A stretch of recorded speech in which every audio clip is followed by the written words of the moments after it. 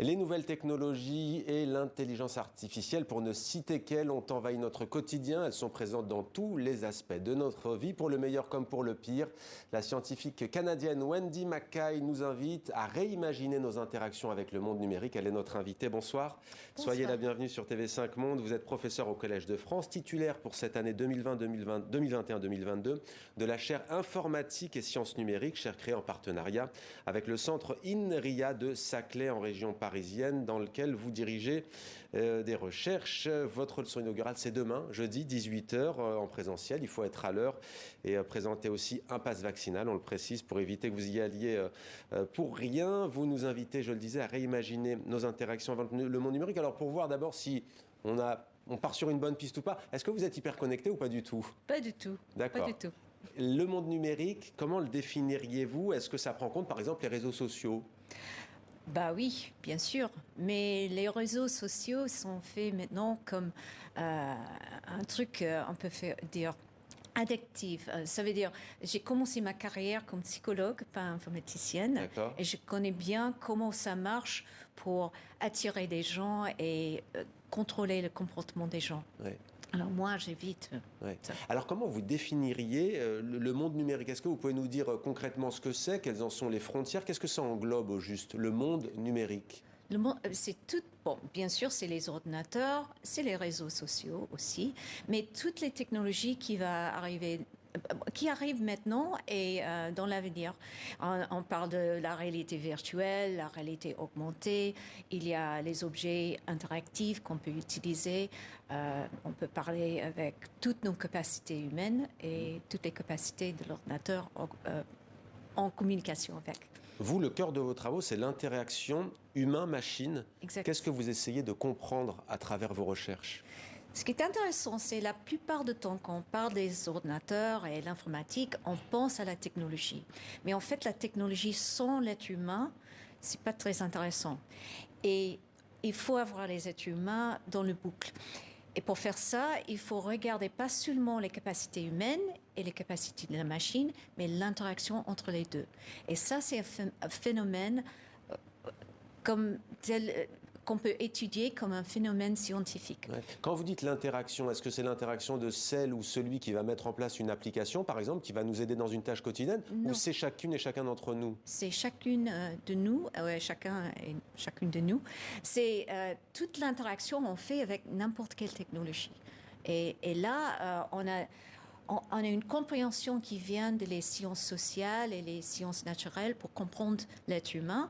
Et aussi, on a toute l'ingénierie pour créer des choses merveilleuses au niveau de la technologie. Et le problème, c'est entre les deux, comment faire quelque chose qui est cohérent, qui marche pour chaque individu dans le contexte. Alors justement, dans le contexte actuel, on est en 2022.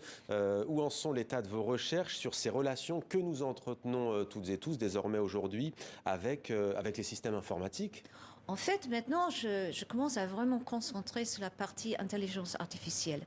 Et le problème, ce qu'on a, c'est que la plupart de la recherche, c'est lié avec les algorithmes. Comment créer les algorithmes? Et pour moi, la recherche doit être comment on peut faire la technologie et mesurer l'impact sur l'être humain et d'être un partenariat entre l'être humain et la machine. Alors, vous dites que vous avez déjà des exemples où, alors on sait qu'il y a des applications, des assistants intelligents qui nous accompagnent, désormais, en tout cas par exemple s'agissant des seniors, mais vous dites qu'il y a une risque d'une fuite en avant dangereuse, par exemple. Est-ce que vous avez déjà eu des cas concrets? Je crois que vous utilisez même le mot catastrophe parfois.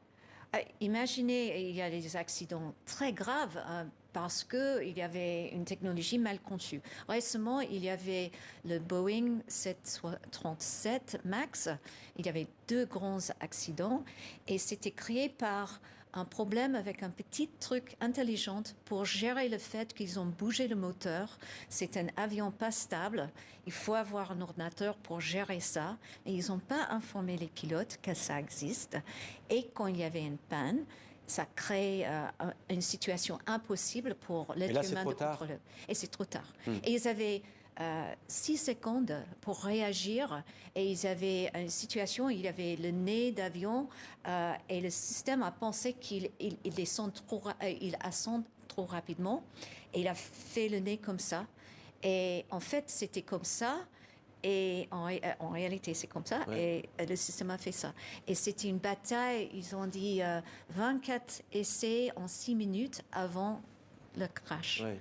Alors, c'était vraiment dur. En effet, c'était un peu... Alors, j'aimerais vous montrer quelques images. C'est un reportage qu'a diffusé notre partenaire France 2. Je le dis pour être franc, c'était il y a quelques années, il y a 4 ans. Qu'on se rassure ou pas, d'ailleurs, tout dépend de notre point de vue sur la question. Ça n'a pas beaucoup évolué depuis, même si on imagine que ça évolue de plus en plus dans les entreprises. Vous allez voir comment certains ont déjà des implants de puces pour aller au travail, par exemple. Regardez. Franchir les portes d'une entreprise d'un simple geste de la main, sans badge d'accès. Déverrouiller son ordinateur, une photocopieuse, ou même dans cette entreprise américaine payer au distributeur sans carte de crédit.